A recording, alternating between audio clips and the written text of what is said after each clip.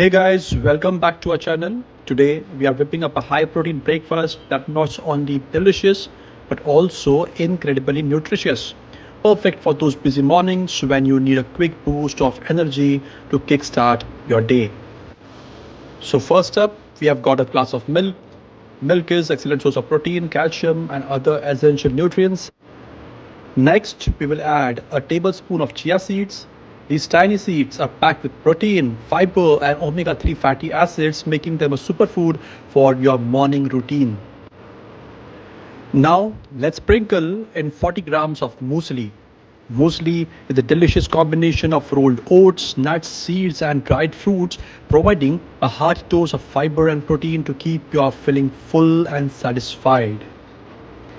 Next, we will scoop in some whey protein powder. This is a convenient way to boost the protein content of your breakfast, helping to support muscle growth and repair.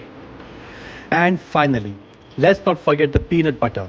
Just 1 tablespoon adds a rich, creamy texture and a dose of healthy fats and additional protein.